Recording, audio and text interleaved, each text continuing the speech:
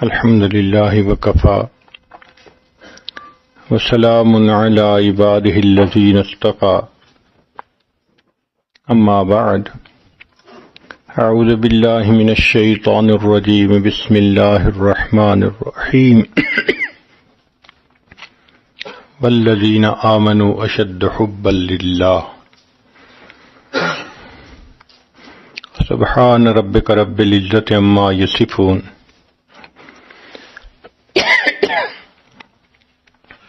وسلام علی المرسلین والحمد للہ رب العالمین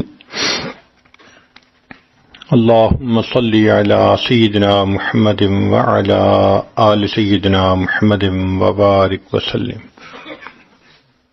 والذین آمنوا اشد حبا للہ، ایمان والوں کو اللہ تعالیٰ سے شدید محبت ہوتی ہے۔ ایمان والوں کے محبت کی کہانی بڑی طویل ہے،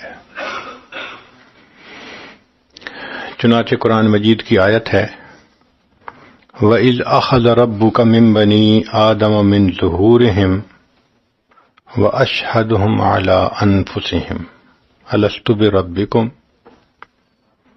عالم ارواح میں اللہ رب العزت نے حضرت آدم علیہ السلام کی پشت پر اپنی قدرت کا دایاں ہاتھ پھیرا تو جتنی اولاد قیامت تک آنے والی تھی، سفید چہروں والی، کھرب ہا کھرب، وہ سارے کے سارے نکل آئے۔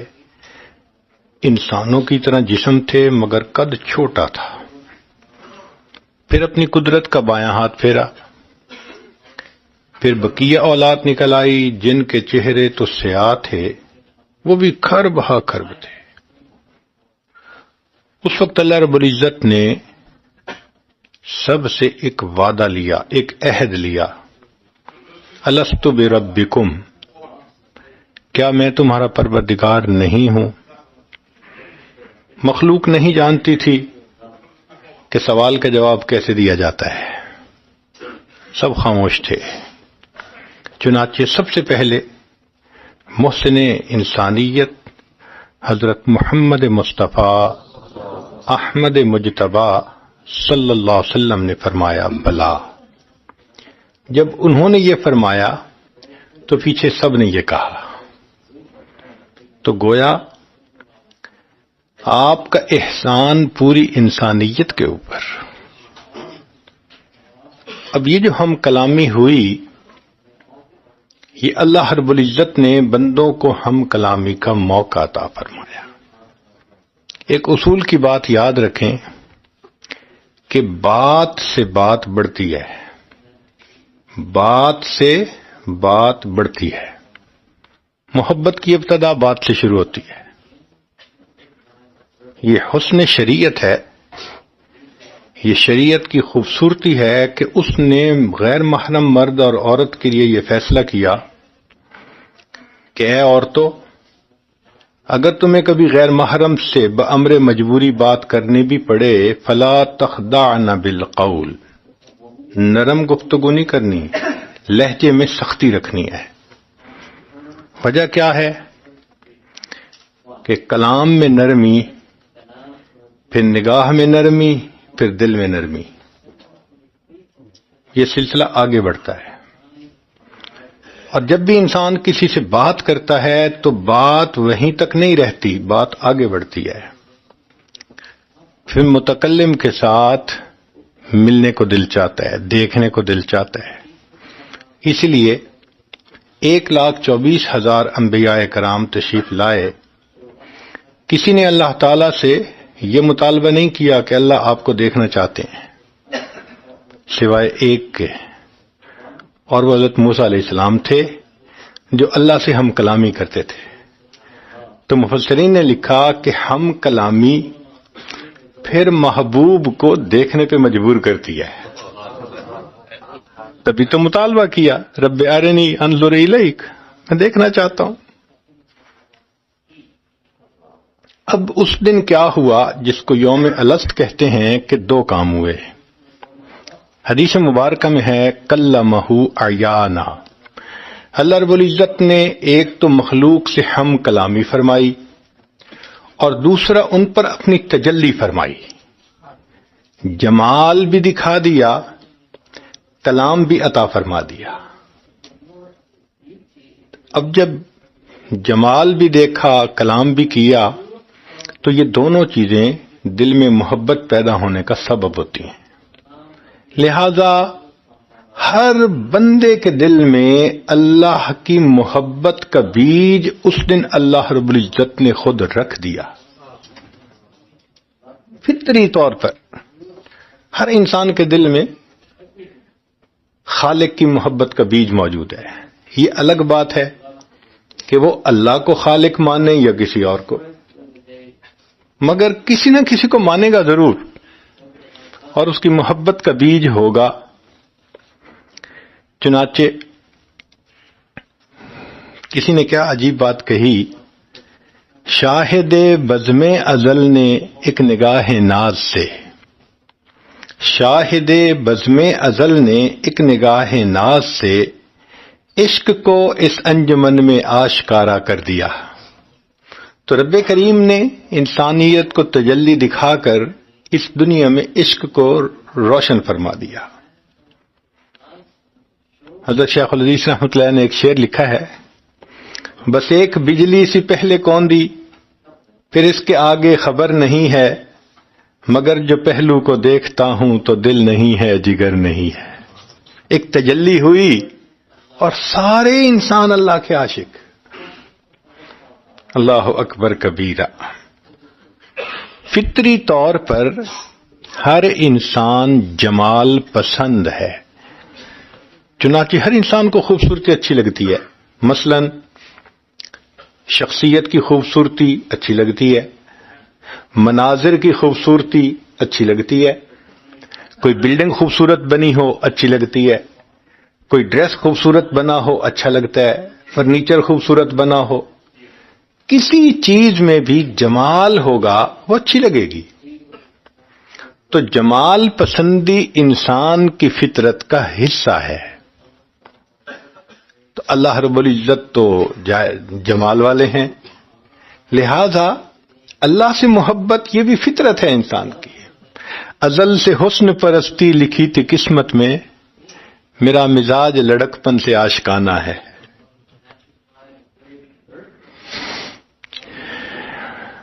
چنانچہ شاعر نے کہا، کہیں کونوں مقام میں جو نہ رکھی جا سکی اے دل، غضب دیکھا وہ چنگاری میری مٹی میں شامل کی۔ فرشتوں پر یہی فضیلت ہے انسانیت کو کہ ان کے اندر عشق کی چنگاری نہیں ہے، وہ اللہ کے فرما بردار بندے ہیں، ایک ترتیب پہ کام کر رہے ہیں۔ یہ محبت کا ولولہ، یہ جذبہ، یہ جوش، یہ اللہ نے انسان کو عطا کی، اس کو محبت کی چنگاری کہتے ہیں۔ یہ اللہ نے انسان کی فطرت میں رکھی۔ اس عشق کی پڑیا ملنے سے اب انسان فرشتوں کو بھی پیچھے چھوڑ جاتا ہے۔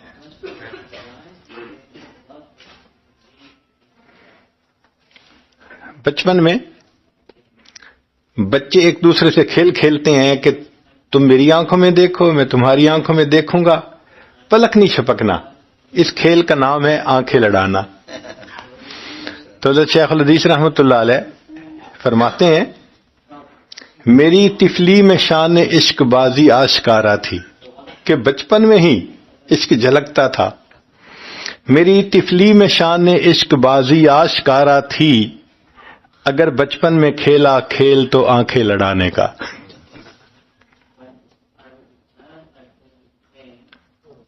اس لیے دنیا کے ہر انسان کو عشق سے واسطہ پڑتا ہے۔ یہ الگ بات ہے کہ خالق کا ہو یا مخلوق کا ہو، مگر کوئی انسان ایسا نہیں کہ جس کا واسطہ عشق سے نہ پڑے۔ ایسے ہی ہے جیسے ہم یوں کہیں کہ کمرے میں یا تو روشنی ہوگی ورنہ اندھیرا ہوگا، اسی طرح یا تو دل میں اللہ رب العزت کی محبت کی روشنی ہوگی ورنہ مخلوق کی محبت کا اندھیرا ضرور ہوگا۔ ہر انسان کو عشق سے واسطہ پڑتا ہے۔ پتھر سے ہو، خدا سے ہو یا پھر کسی سے ہو، آتا نہیں ہے چین محبت کیے بغیر۔ دل بہر محبت ہے، محبت یہ کرے گا۔ دل بہر محبت ہے، محبت یہ کرے گا، لاکھ اس کو بچا تو یہ کسی پر تو مرے گا۔ آنکھ کا کام دیکھنا، زبان کا بولنا، کان کا سننا، دماغ کا سوچنا، اور دل کا کام محبت کرنا۔ دل محبت کیے بغیر نہیں رہتا۔ تو جب محبت ہی کرنی ہے تو کیوں نہ انسان اللہ رب العزت سے محبت کرے۔ اس لیے محبت کا لفظ نکلا ہے حبا سے۔ حبا عربی میں کہتے ہیں دانے کو۔ ایک دانہ ہے، اللہ نے رکھ دیا، بس اس دانے کو مناسب فضا اور ماحول ملنے کی ضرورت ہے۔ چنانچہ آپ دیکھیں گے ایک انسان بہت خطا کار، گناہ گار، الٹے کاموں میں لگا ہوا ہے، اس کو نیکی کا ماحول ملا، جو اس کے اندر محبت کا بیج تھا وہ پھلنا پھولنا شروع ہوگا۔ آپ دیکھیں گے وہی جو بدکار تھا وہی نیکوکار بن جائے گا، وہی تہجد گزار بن جائے گا، وہی رات کو رونے والا بن جائے گا۔ یہ دانہ، یہ بیج اللہ نے ہر بندے کے دل میں رکھ دیا ہے۔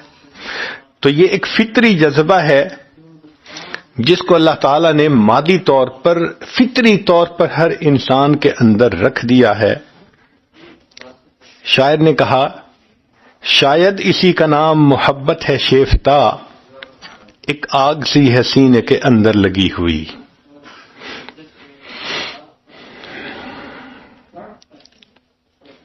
جب یہ محبت بڑھتی ہے تو پھر انسان کو بے خود کر دیتی ہے، اور اللہ تعالیٰ چاہتے ہیں کہ میری یہ محبت انسان کے دل میں شدید ہو۔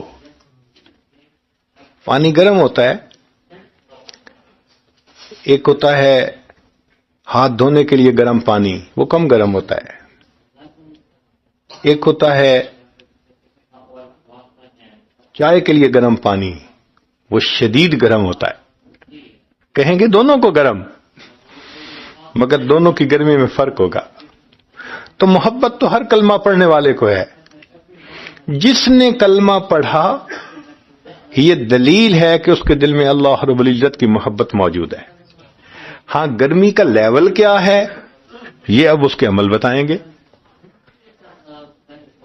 اگر کم لیول ہے تو بس 2 نمازیں پڑھ لیں، 3 پڑھ لیں، کوئی مس بھی ہو گئی، اور اگر شدت ہے تو نمازیں تو کیا، پھر تہجد بھی قضا نہیں ہوگی، تکبیر اولیٰ بھی قضا نہیں ہوگی۔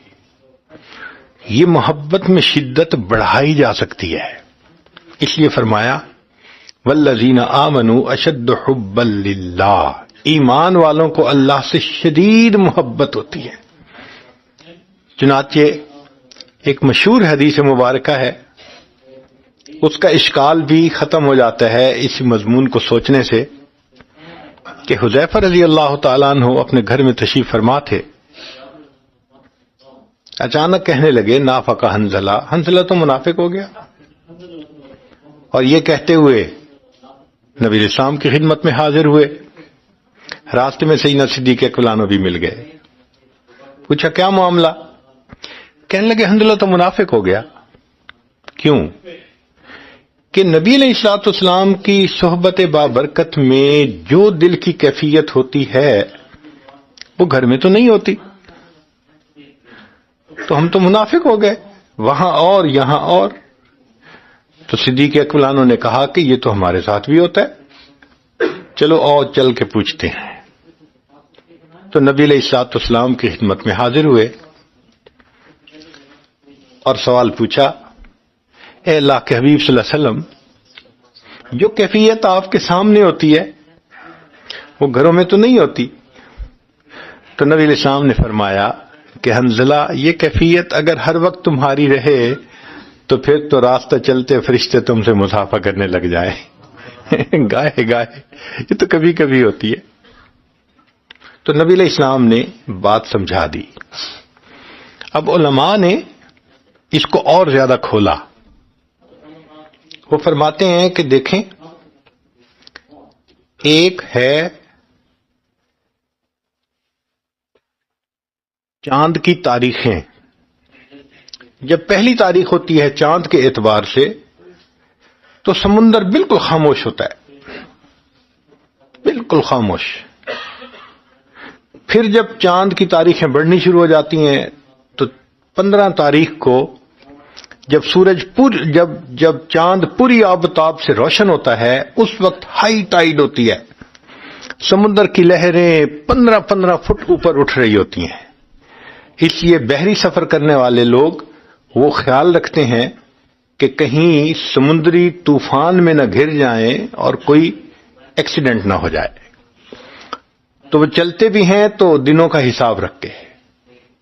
سمندر تو ایک ہی ہے، مگر پہلی تاریخوں میں پانی بالکل پرسکون ہے، اور 15 تاریخ کو پانی اس طرح اچھل رہا ہے۔ اس کی ریزن کیا ہے کہ چاند کی اپنی ایک گریویٹیشنل فورس ہے۔ پہلی تاریخ کو وہ کم ہوتی ہے، 15 کو میکسیمم ہو چکی ہوتی ہے، لہذا اس مقناطیسیت کی وجہ سے ہائی ٹائیڈ ہوتی ہے۔ اب یہاں سے علماء نے ایک مسئلہ سمجھایا کہ جس طرح چاند سامنے ہوتا ہے تو سمندر کے اندر بھی مد و جزر ہوتی ہے، ایسے ہی جب محبوب سامنے ہوتا ہے تو پھر عاشق کے دل میں بھی مد و جزر ہوتی ہے۔ تو یہ نہیں تھا کہ صحابہ رضوان کا ایمان صحبت میں زیادہ ہوتا تھا، گھر میں کم ہوتا تھا۔ یہ کم اور زیادہ کا فرق نہیں ہے، فرق صرف یہ ہے کہ جب محبوب صلی اللہ علیہ وسلم کا دیدار کرتے تھے تو مکھڑا چاند جا سامنے ہوتا تھا تو اس وقت ایمان کی کیفیت مد و جزر کی ہوتی تھی، ولولہ ہوتا تھا، جذبہ ہوتا تھا، ایک کیف ہوتا تھا، اور جب گھر جاتے تھے تو ذرا پرسکون ہو جاتا تھا۔ سمندر کا لیول تو وہی ہوتا ہے۔ یہیں سے پھر ایک مسئلہ اور بھی حل ہوا کہ امام شافعی رحمۃ اللہ علیہ فرماتے ہیں الایمان یزید و ینقص، ایمان گھٹتا بھی ہے بڑھتا بھی ہے۔ اپنے دلائل دیے انہوں نے۔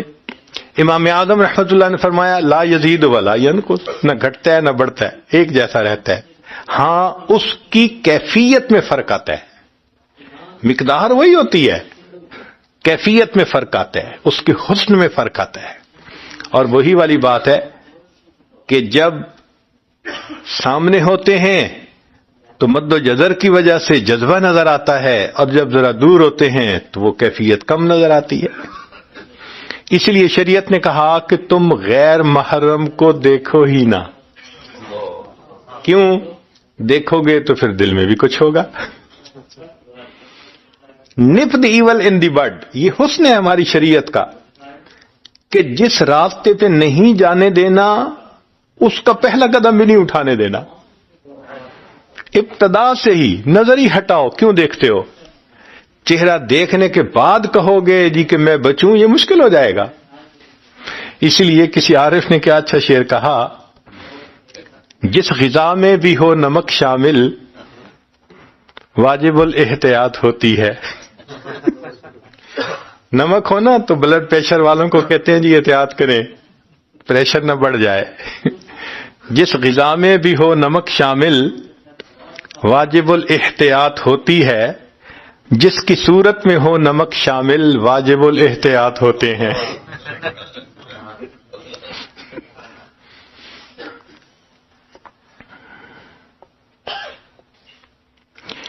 ایک بات پکی ہے، اس کائنات میں جتنا اللہ رب العزت کو چاہا گیا، جتنا اللہ رب العزت سے ٹوٹ کے پیار کیا گیا، جتنا اللہ کے لیے انسان اداس ہوئے، جتنا اللہ کو تنہائیوں میں یاد کیا گیا، جتنا اللہ کے سامنے دامن پھیلائے گئے، جتنا اللہ کی یاد میں آنسو بہائے گئے، کائنات میں کوئی دوسرا محبوب ایسا نہیں ہے۔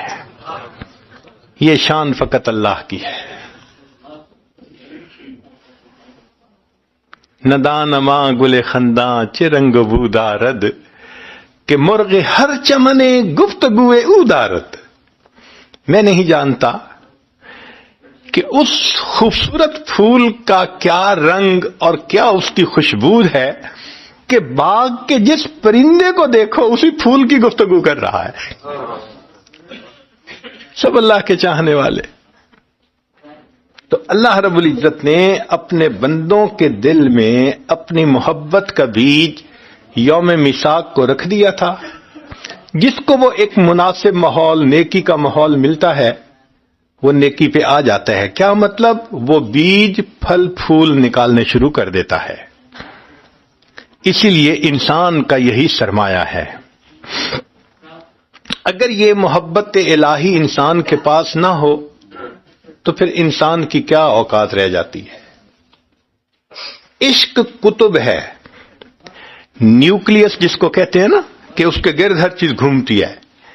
انسان کی ساری نیکیاں اللہ کی محبت کے گرد گھومتی ہیں. یہ بنیاد ہے. کچھ اور ہی نظر آتا ہے کاروبار جہاں. نگاہ شوق اگر ہو شریک بے نائی، نگاہ شوق میسر نہیں اگر تجھ کو، تیرا وجود ہے قلب و نظر کی رسوائی.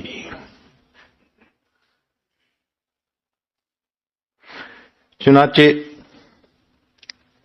عقل و دل و نگاہ کا مرشد اولی ہے عشق. عقل و دل و نگاہ کا مرشد اولی ہے عشق. عشق نہ ہو تو شرع و دین بت قدائے تصورات. اگر دین میں سے محبت الہی کو نکال دیں تو پیچھے چند تصورات کے سوا اور پیچھے رہ جاتی ہے. تو اصل چیز شریعت میں اللہ کی محبت ہی ہے. اس لیے فرمایا کہ والذین آمنوا اشد حبا للہ، ایمان والوں کو اللہ سے شدید محبت ہوتی ہے. اب انسان جو اللہ کی عبادت کرتا ہے وہ محبت کی بنا پہ کرتا ہے. چنانچہ ایک مرتبہ اس عاجز نے کچھ نوجوانوں سے پوچھا کہ بتائیے محبت کی معراج کیا ہے. کسی نے کہا محبوب کے کہنے پہ جان لٹا دینا، کسی نے کہا محبوب کے کہنے پہ مال لٹا دینا. وہ سب نوجوانوں والے جواب دیتے رہے. کچھ دیر کے بعد کہنے لگے کہ حضرت آپ بتائیں. تو پھر اس عاجز نے انہیں سمجھایا کہ دیکھیں، ہمارے مشائخ نے لکھا ہے کہ کسی کے دل میں محبوب کی محبت اتنی بڑھے اتنی بڑھے اتنی بڑھے کہ عروج پر پہنچے، اس کی یہ پہچان ہے کہ محب اس محبت میں بے خود ہو کر اپنے محبوب کے قدموں پہ سر رکھ دیتا ہے. یعنی محبوب کو اپنا معبود بنا لیتا ہے. اور اللہ تعالی ہمارے معبود ہیں.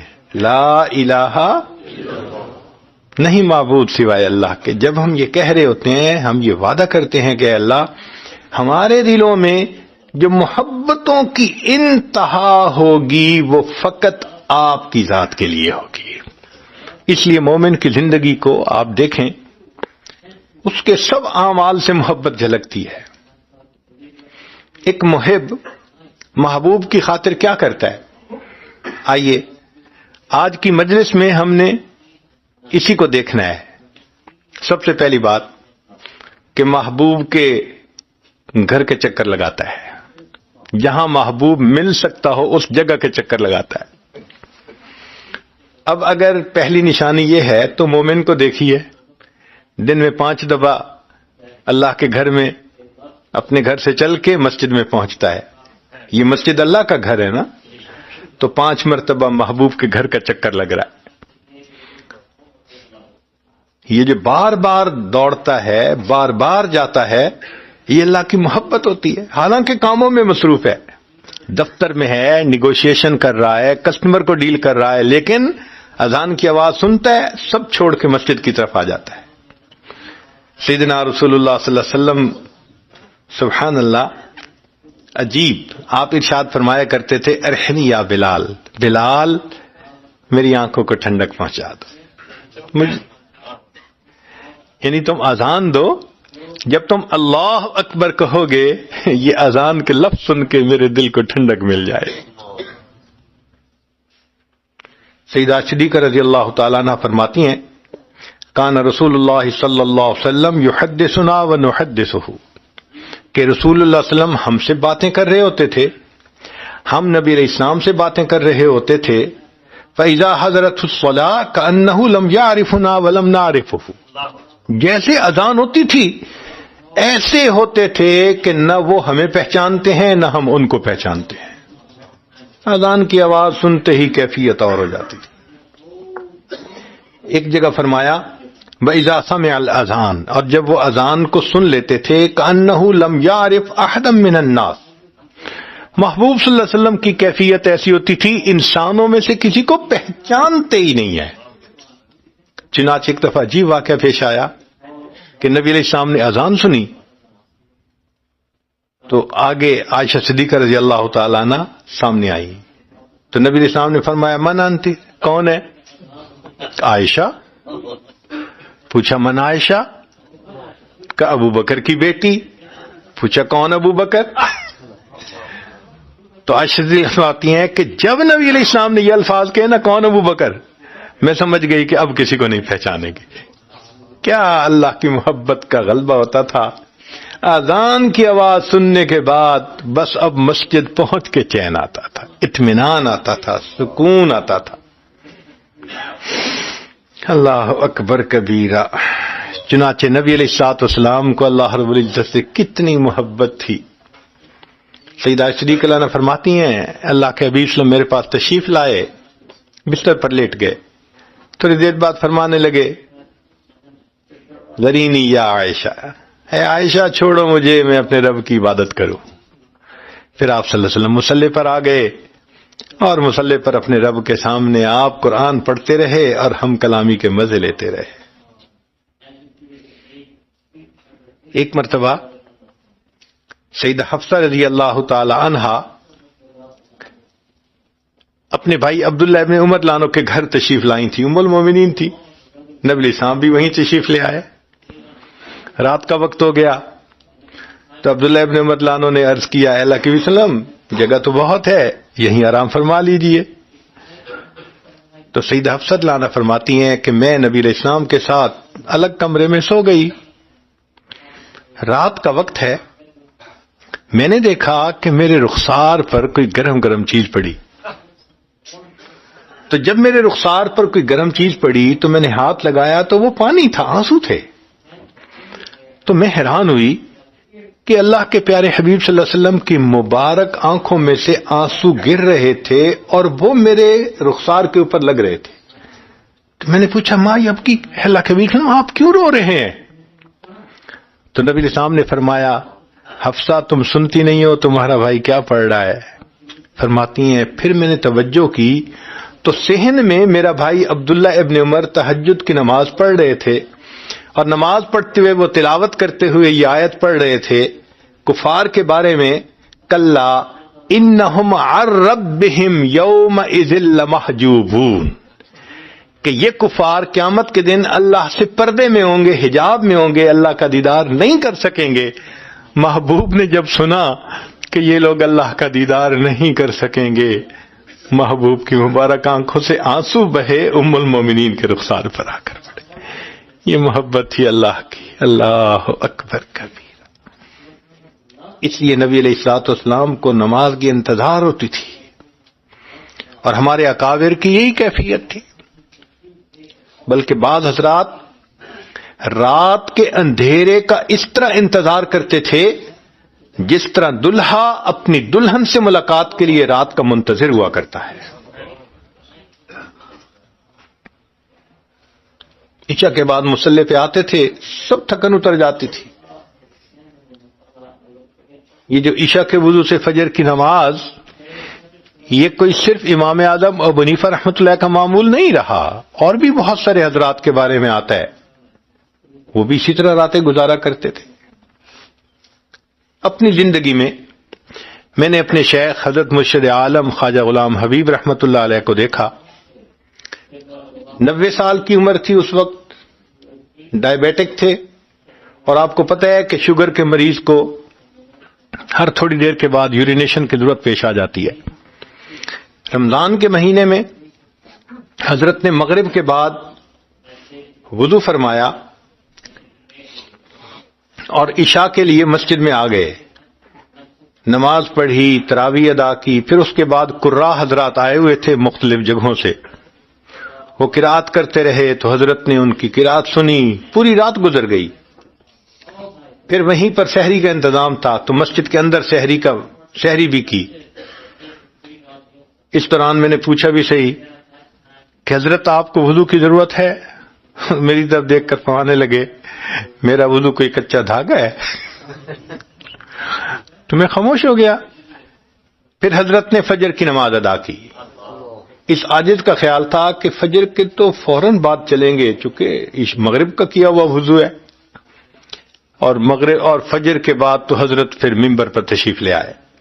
حضرت کا فجر کا درس قرآن ایک عجیب عمل ہوتا تھا، اور حضرت فرماتے تھے اس پہ مجھے روزینہ ملتا ہے۔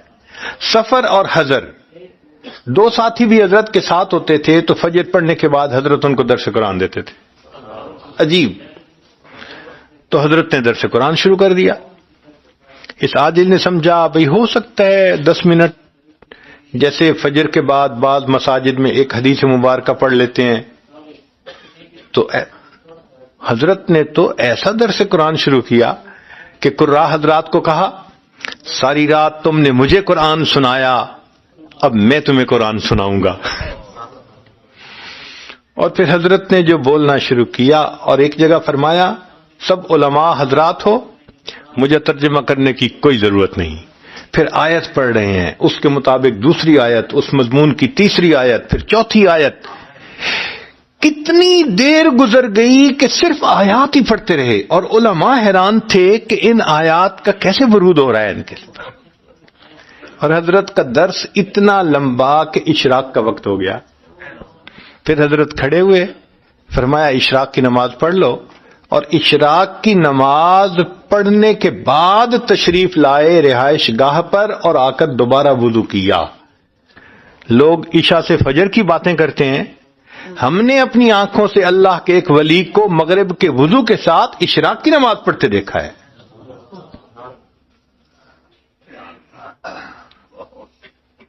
تو یہ اللہ کی دی ہوئی توفیق ہوتی ہے، ساری رات ان کی عبادت میں گزر جاتی ہے۔ اس لیے ہمارے اکابر نماز کے منتظر رہتے تھے۔ کیوں؟ کہ وہ نماز کو بیگار نہیں سمجھتے تھے، نماز کو بیگار نہیں سمجھتے تھے، بلکہ وسیلہ لقائے یار سمجھا کرتے تھے کہ یہ محبوب سے ملاقات کا ایک طریقہ ہے۔ تو محبوب سے ملنے کے لیے ہر وقت تیار۔ بلکہ سچ پوچھیں تو 5 نمازوں سے ان کی محبت کا جذبہ وہ ٹھنڈا نہیں ہوتا تھا، لہذا وہ نوافل کو بھی اپنے لیے بہانہ بنا لیتے تھے۔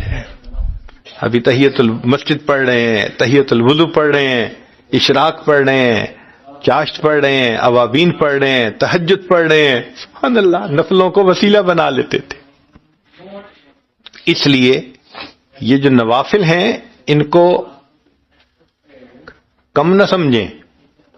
2 وجوہات ہیں۔ ایک وجہ تو یہ کہ اس سے اللہ تعالیٰ بندے سے خوش بہت ہوتے ہیں۔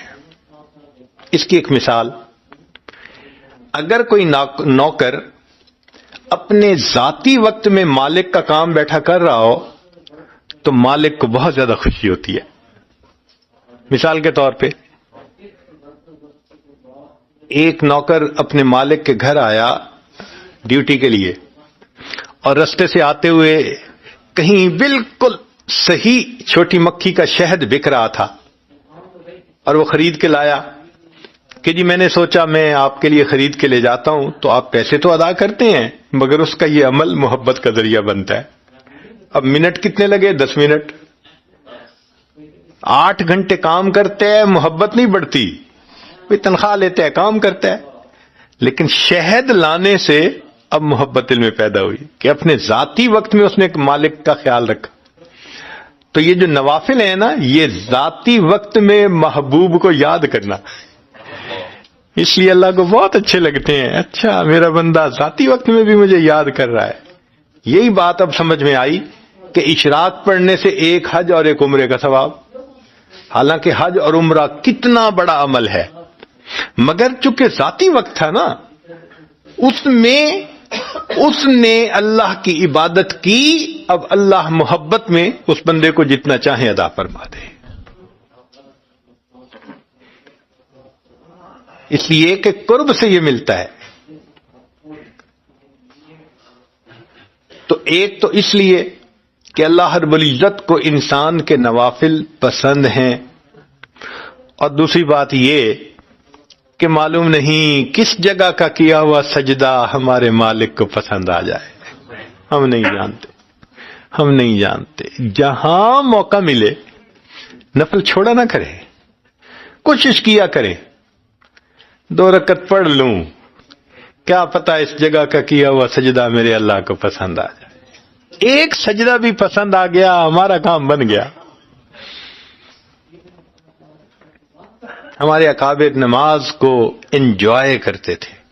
حضرت شیخ عبد الواحد کے بارے میں حضرت شیخ الحدیث رحمۃ اللہ علیہ نے لکھا ہے کہ ان کے سامنے تذکرہ ہونے لگا کہ جنت میں نماز نہیں ہوگی، تو جب انہوں نے سنا تو آنکھوں میں آنسو آ گئے، کہنے لگے کہ اگر جنت میں نماز نہیں ہوگی تو پھر جنت میں کیا مزہ آئے گا۔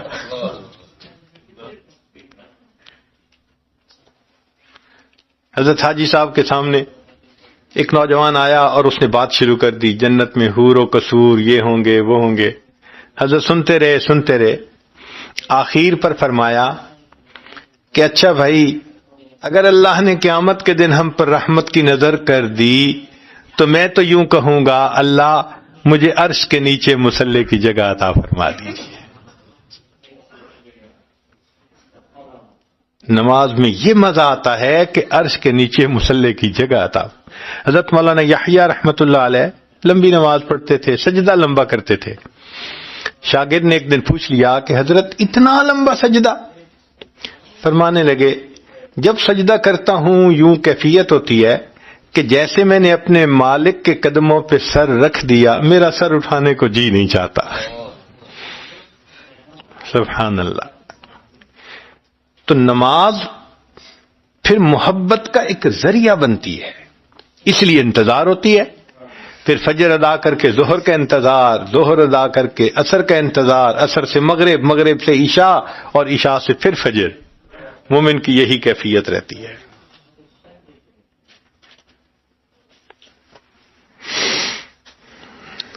تو پہلی نشانی کہ عاشق اپنے محبوب کے گھر کے بار بار چکر لگاتا ہے، تو مومن میں یہ نشانی بدرجہ اتم موجود ہے کہ وہ بھی دن میں 5 مرتبہ کم از کم مسجد کی طرف آتا ہے۔ دوسرا یہ کہ عاشق اپنے محبوب پر مال خرچ کرتا ہے، مال لٹاتا ہے۔ چنانچہ نفسانی، شیطانی، مجازی محبتوں میں بھی لوگ شاپنگ کرواتے ہیں، تو مومن کو دیکھیے، مومن بھی اللہ پہ اپنا مال، وہ کیسے زکوٰۃ ادا کرتا ہے۔ یہ جو مال کی زکوٰۃ ہے غریبوں کو دینا، یہ حقیقت میں محبوب کے اشارے پر اپنے مال کو لٹا دینا ہے، اور محبوب پہ مال لٹا دینا یہ تو مومن کا پسندیدہ عمل ہوتا ہے۔ کہتے ہیں کہ سیدنا ابراہیم علیہ الصلوۃ والسلام ایک مرتبہ بکریاں چرا رہے تھے، ایک آدمی سامنے سے آیا اور قریب سے گزرتے ہوئے اس نے یہ الفاظ کہے، سبحان ذی الملک والملکوت، سبحان ذی العزت والعظمت والہیبت والقدرت والکبریاء والجبروت۔ جب اس نے اللہ تعالیٰ کی حمد اتنے اچھے الفاظ سے کی نا تو ابراہیم علیہ السلام کا دل مچل گیا، کھڑے ہو گئے، اے بھائی ذرا یہ الفاظ ایک مرتبہ اور کہہ دو۔ اس نے کہا کہ اس کے بدلے میں مجھے کیا دیں گے؟ مان لگے یہ میرا آدھا ریوڑ آپ کا ہوا، آپ یہ الفاظ کہہ دیجئے۔ اس نے پھر یہ الفاظ کہے۔ اب جب دوبارہ یہ الفاظ سنے تو دل پھر تڑپ گیا، دل نے کہا ہوتی رہے ثنا تیرے حسن و جمال کی، اللہ یہ بندہ آپ کی تعریف کرتا رہے اور آپ کا خلیل اس کو سنتا رہے۔ اے بھائی ایک مرتبہ پھر کہہ دینا، اب کیا دیں گے؟ بقیہ ریوڑ بھی آپ کا۔ اس نے پھر الفاظ کہہ دیے۔ جب پھر سنے تو جی چاہا کہ کندھے مقرر کا مزہ لوں، بار بار ہے بھائی، پھر ایک مرتبہ کہہ دیجئے۔ اس نے کہا اب تو آپ کے پاس ریوڑ بھی نہیں، اب کیا دیں گے؟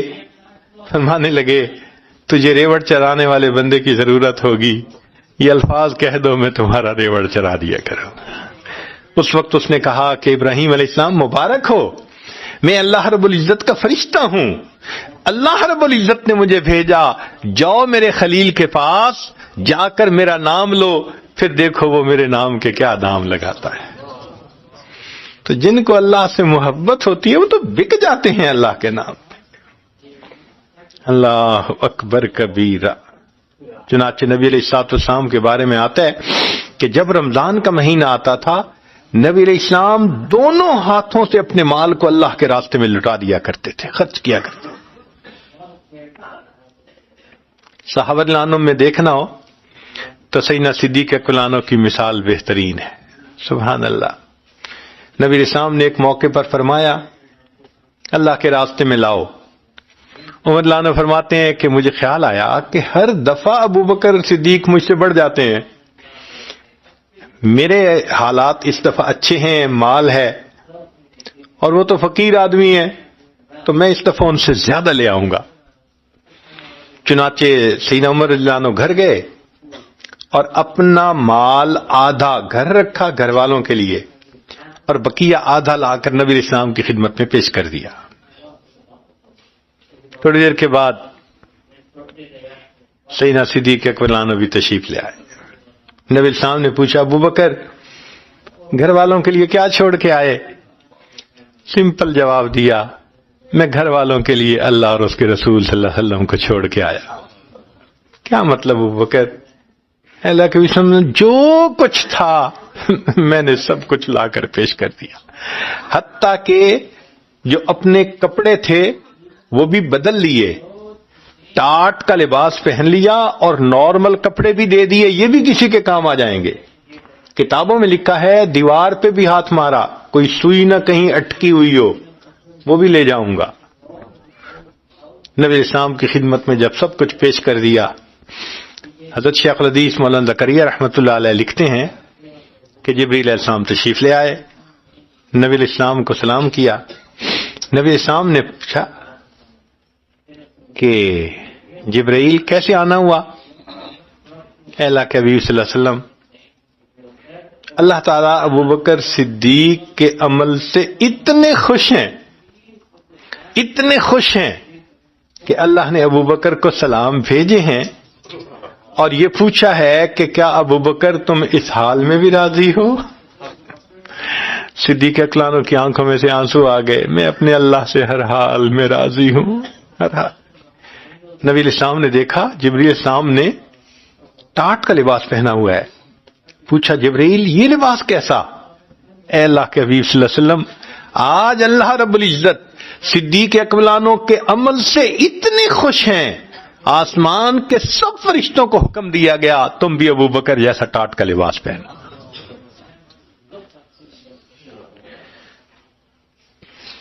تو یہ صفت بھی مومن کے اندر ہوتی ہے کہ محبوب کے نام پر اپنا سارا مال لٹا دیتا ہے۔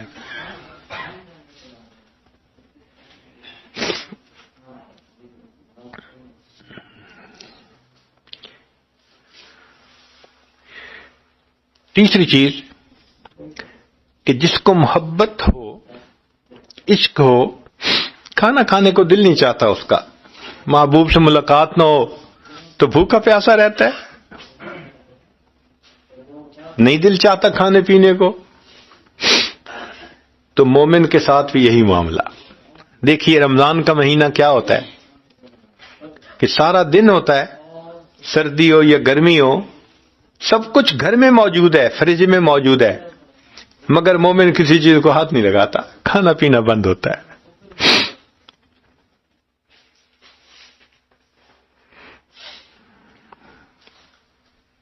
چنانچہ علماء نے روزے کے 3 درجے لکھے ہیں کہ عوام الناس کا درجہ اور خاص لوگوں کا درجہ اور ان سے بھی خاص لوگوں کا رتبہ۔ پہلا روزہ تو یہ کہ کھانا پینا نہ کیا جائے، یہ پہلا رتبہ ہے۔ اس سے اونچا رتبہ کہ انسان کوئی گناہ نہ کرے، گناہوں سے اعضاء کو بچائے.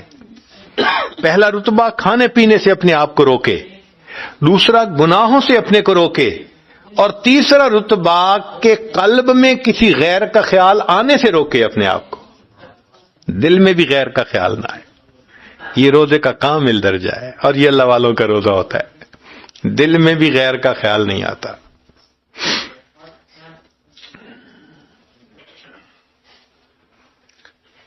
ایک چوتھی نشانی ہوتی ہے عاشق کی کہ وہ راتوں کو جاگتے ہیں، نیند نہیں آتی. راتوں کو جاگنا، مجھ کو نہ اپنا ہوش نہ دنیا کا ہوش ہے، بیٹھا ہوں مست ہو کے تمہارے خیال میں، تاروں سے پوچھ لو میری روداد زندگی، راتوں کو جاگتا ہوں تمہارے خیال میں. تو یہ عاشق کا کام ہوتا ہے، راتوں کو نیند نہیں آتی، نیند تو روٹھ جاتی ہے. اور یہی حال مومن کا ہوتا ہے. رمضان میں تراویح پڑھنا، پڑھتے پڑھتے ہی کئی مرتبہ سحری ہو جاتی ہے، رات کو سونا ہی نہیں ہوتا. تو راتوں کو جاگنا پورا مہینہ، یہ اس محبت کی علامت ہے.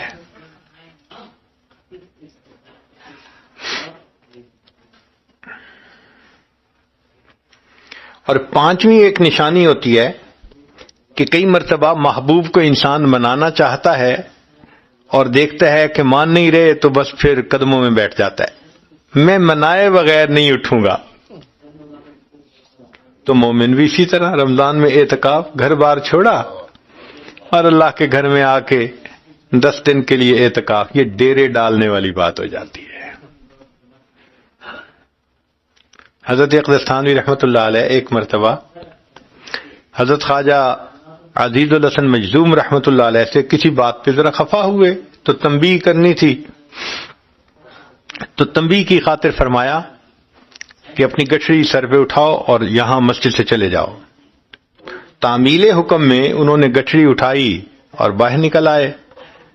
اب حکم تھا کہ چلے جاؤ تو جانا بھی ضروری تھا، محبت کہتی تھی نہ جاؤ. اب کیا کرتے؟ دروازے سے باہر نکل کر وہیں بیٹھ گئے. بیٹھے ہیں کہ حضرت نے مسجد سے نکالا ہے نا، یہ تو نہیں کہا کہ مسجد کے دروازے سے ہی چلے جاؤ. اب کیا ہوتا کہ جو کوئی آتا مسجد کا دروازہ کھولتا تو وہ یوں کر کے دیکھتے اور دور سے انہیں اپنے شیخ کا چہرہ نظر آ جاتا، اسی پہ خوش تھے. اب عجیب سی کیفیت کہ کہا ہے چلے جاؤ اور دروازے پہ بیٹھے ہیں. تو جب کافی وقت گزر گیا تو حضرت اقدس تھانوی رحمۃ اللہ نے کسی کو کہا کہ پوچھو یہ یہاں سے کیوں نہیں جاتا. تو جب اس نے آ کے پوچھا تو وہ بھی شاعر تھے، انہوں نے آگے سے شعر میں جواب دیا، اگر تو در نہ کھولے گا تو میں بھی در نہ چھوڑوں گا. اگر تو در نہ کھولے گا تو میں بھی در نہ چھوڑوں گا، حکومت اپنی اپنی ہے، ادھر تیری ادھر میری. تو ڈیرے ڈال کے بیٹھ جانا یہ عاشق کا کام ہے کہ میں تو منائے بغیر پیچھے نہیں ہٹوں گا. اور واقعی اعتکاف میں تو ایسا ہی ہوتا ہے. تو ان اعمال سے پتہ چلتا ہے کہ واقعی مومن کی زندگی میں ساری ترتیب عشق الہی کی وجہ سے ہے. مومن کے روزے، اس کی نمازیں، اس کی تلاوت، اس کا سب کچھ اللہ کے لیے. تو یہ زندگی اس کے گرد گھومتی ہے، محبت الہی کے گرد گھومتی ہے. اس لیے اللہ تعالیٰ قدردان ہے، اللہ تعالیٰ کو اپنے چاہنے والے بڑے اچھے لگتے ہیں. اللہ تعالیٰ نے قرآن مجید میں چند جگہوں کی قسمیں کھائیں. یہ جگہیں کون تھیں؟ یہ وہ جگہیں تھیں جہاں اللہ کے چاہنے والے انبیاء، فرمایا والتین والزیتون وطور سینین وہذا البلد الامین. 4 قسمیں کھائیں. ایک جگہ پر موسیٰ علیہ السلام، ایک جگہ پر عیسیٰ علیہ السلام، ایک جگہ پر ابراہیم علیہ السلام، اور ایک جگہ پر اللہ کے محبوب نبی علیہ السلام. چاروں جگہوں کی قسمیں. وہ جگہ یاد رہتی ہے نا جہاں ملاقات ہو. تو اللہ تعالیٰ کو بھی کوہ کی ملاقات اچھی لگی، اس پہاڑ کی قسم کھائی. سبحان اللہ. تو محبت دونوں طرف سے ہے، بندے کو اپنے رب سے اور اللہ کو اپنے بندوں سے. تو اللہ تعالیٰ قدردان ہے، مگر اللہ کی محبت پھر بندے کا حال عجیب کر دیتی ہے، زندگی کی کیفیت ہی بدل جاتی ہے. فارسی کے کچھ اشعار ہیں، کہنے والے نے کیا اچھے الفاظ کہے، درجوں مرتبہ اس کو پڑھا، اللہ اکبر، جی نہیں بھرتا، دل چاہتے اور پڑھے اس کو.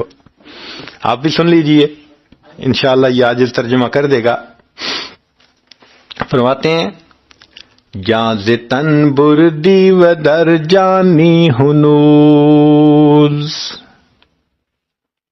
کہ اے محبوب آپ نے میرے جسم سے جان بھی نکال لی اور ابھی بھی میری جان میں آپ سمائے ہوئے ہیں. آپ نے میرے جسم سے جان بھی نکال لی اور ابھی بھی میری جان میں آپ ہی سمائے ہوئے ہیں. جاز تن بردی و در جانی ہنوز، درد ہا دادی و درمانی ہنوز. اے محبوب درد بھی تو مجھے آپ نے عطا کی ہے اور میرے درد کا علاج بھی تو آپ ہی ہیں. جاز تن بردی و در جانی ہنوز، درد ہا دادی و درمانی ہنوز. اشکارا سینہ امبش کافتی، ہم چنا در سینہ پنہانی ہنوز. اے محبوب آپ نے کھل کے میرے سینے کو اچھی طرح چیر کے رکھ دیا. یہ بھی عجیب بات کہ اس کے باوجود میرے سینے میں آپ ہی چھپے ہوئے ہیں. یعنی آپ نے میرے سینے کو چیر کے کھول کے رکھ دیا اور عجیب بات کہ میرے سینے میں ابھی آپ ہی چھپے ہوئے ہیں. جاز تن بردی و در جانی ہنوز، درد ہا دادی و درمانی ہنوز. اشکارا سینہ امبش کافتی، ہم چنا در سینہ پنہانی ہنوز. ملک دل کر دی خراب از تیغ ناز. اے محبوب آپ نے اپنے ناز کی تلوار سے میرے دل کو، سلطنت کو خراب کر کے رکھ دیا. خراب سے مراد کہ اس کو تہو بالا کر کے رکھ دیا. دل کا ملک جو تھا، دل کی جو سلطنت تھی، تیرے ناز کی تلوار نے اس سلطنت کو تہو بالا کر کے رکھ دیا. ملک دل کر دی خراب از تیغ ناز، و اندری ویران سلطانی ہنوز. اور اس ویرانے میں ابھی بھی حکومت تو آپ ہی کی ہے. واقعی دل سے ایسی محبت دنیا کی نکل جاتی ہے کہ غرض نہیں رہتی. مشائخ نے لکھا کہ دنیا اور آخرت دونوں کی طلب نکل جاتی ہے، صرف اللہ کی رضا کی ایک نیت رہ جاتی ہے کہ اے اللہ مجھے بس آپ چاہیے. تو وہ کہتے ہیں کہ میرے دل کی سلطنت کو تیرے ناز کی تلوار نے تہو بالا کر دیا اور اس کے باوجود میرے دل کے ویرانے پہ حکمرانی بھی آپ ہی کی ہے. اللہ اکبر کبیرہ. جاز تن بردی و در جانی ہنوز، درد ہا دادی و درمانی ہنوز. اشکارا سینہ امبش کافتی، ہم چنا در سینہ پنہانی ہنوز. ملک دل کر دی خراب از تیغ ناز، و اندری ویران سلطانی ہنوز. اور پھر آخر پہ کہتے ہیں قیمت خود ہر دو عالم گفتئی. اے محبوب، آپ نے اپنی قیمت دونوں جہان لگائی ہے کہ تم دنیا آخرت ہر چیز سے الگ ہو جاؤ، ایک میری خاطر تو میرا وصل نصیب ہو جائے گا. تو کہتے ہیں قیمت خود ہر دو عالم گفتئی، نرخ بالا کن کے ارزانی ہنوز. اللہ قیمت بڑھا دیجئے کہ آپ نے تو بہت سستی بات بتلائی ہے.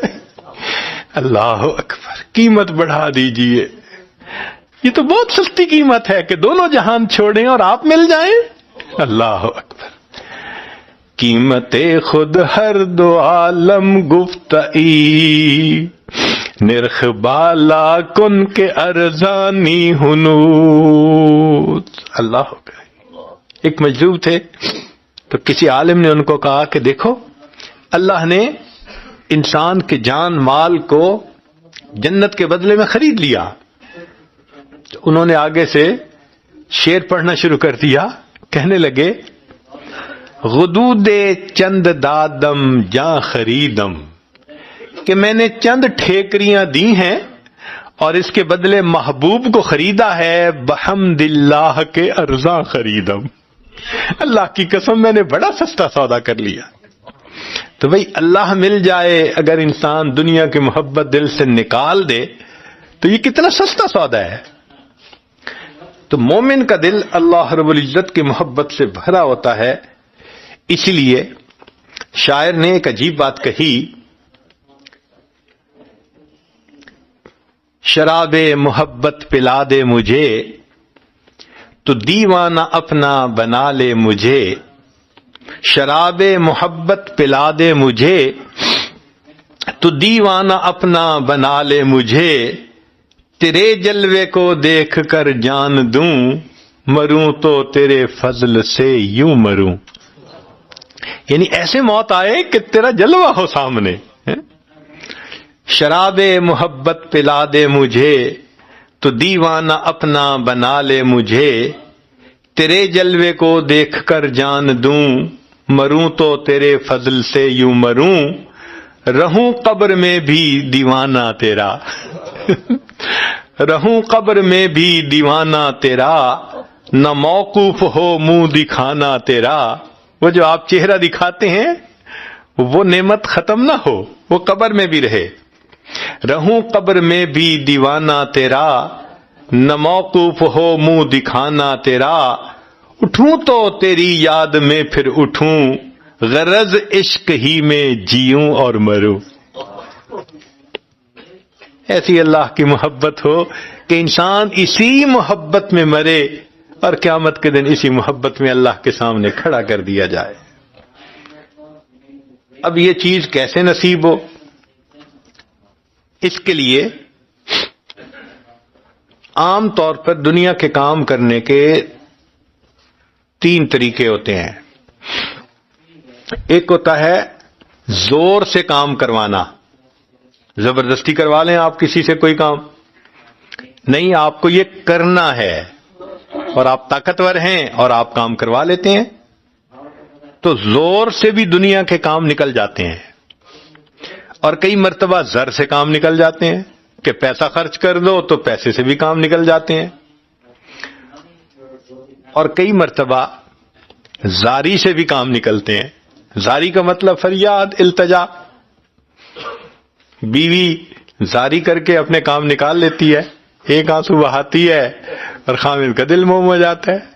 اتنی طاقت جو آنسو کے اندر ہے، یہ دنیا کی کسی اور چیز میں طاقت نہیں ہے. معصوم بچے کا آنسو دیکھے، ماں باپ دونوں اٹھ جاتے ہیں. اللہ اکبر. اب اللہ رب العزت کو منانے کے لیے نہ زور کام آ سکتا ہے نہ زر کام آ سکتا ہے. یہ دونوں آپشنز ہی نہیں ہیں. کوئی ایسا نہیں جو اس کی بارگاہ میں اپنا زور دکھا سکے. کوئی نہیں جو زر جو ہے نا وہ خرچ کر کے اللہ کی محبت کو خرید سکے. ہاں، ایک راستہ ہے اور وہ زاری کا راستہ ہے. اس لیے شاعر نے کہا زور را بگزار زاری را بگیر، رحم سوئے زاری آید اے فقیر۔ اے فقیر زور چھوڑ دو اور زاری شروع کر دو۔ زاری کرنے والے پر اللہ رب العزت کو ترس آ جاتا ہے، رحم آ جاتا ہے۔ لہذا ہم اگر اللہ تعالیٰ کی محبت چاہتے ہیں تو ہمیں چاہیے نمازوں کے بعد تنہائی میں تہجد پڑھ کے جب اکیلے ہوں بس اللہ کے سامنے آنسو بہائیں، اللہ سے مانگیں، اے اللہ آپ سے آپ کی محبت چاہتا ہوں۔ عجیب بات ہے، آپ نے مال کی خاطر روتے ہوئے لوگوں کو دیکھا ہوگا، اولاد کی خاطر روتے دیکھا ہوگا، صحت کی خاطر روتے دیکھا ہوگا، دنیا کے عہدوں کی خاطر روتا دیکھا ہوگا، مگر ایسا بہت کم دیکھا ہوگا کہ کوئی بندہ اللہ کی محبت میں بیٹھا رو رہا ہو اور یہ کہ اے اللہ بس میں آپ سے آپ ہی کو چاہتا ہوں، مجھے آپ کی محبت چاہیے، آپ کا تعلق چاہیے۔ یہ اللہ رب العزت کی محبت اللہ سے مانگیے۔ نبی علیہ الصلوۃ والسلام نے دعا سکھائی، اللہم انی اسألک حبک، اے اللہ میں آپ سے آپ کی محبت مانگتا ہوں۔ تو حدیث پاک میں ایک دعا سکھانے کا مطلب یہ کہ ہم اللہ سے مانگیں، تیرے عشق کی انتہا چاہتا ہوں، میری سادگی دیکھ کیا چاہتا ہوں، ذرا سا تو دل ہوں مگر شوق اتنا، وہی لن ترانی سنا چاہتا ہوں۔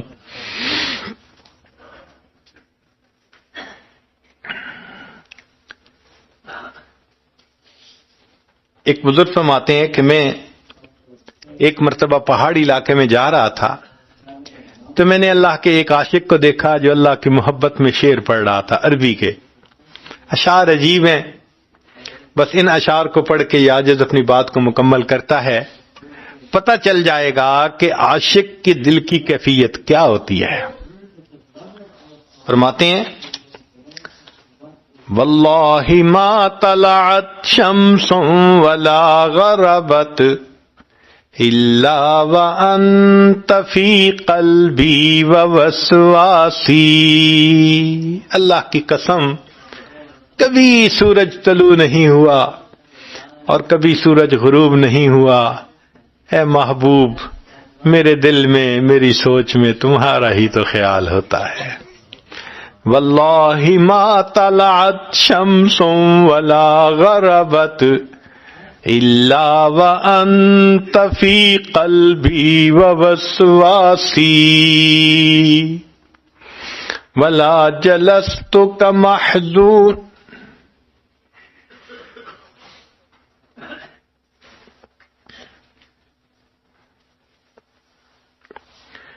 واللہ ما طلعت شمس ولا غربت الا وانت فی قلبی ووسواسی، ولا ذکرتک محزونا ولا طربا الا وحبک مقرون بانفاسی، ارے محبوب میں نے کبھی خوشی میں اور غم میں تمہیں یاد نہیں کیا مگر اس حال میں کہ میرے سانسوں میں آپ کی محبت ہی تو لپٹی ہوئی ہوتی ہے، اور میں کبھی اپنے دوستوں کی محفل میں نہیں بیٹھا مگر اللہ کی قسم میں ان دوستوں کی محفل میں تیرے تذکرے ہی تو کر رہا ہوتا۔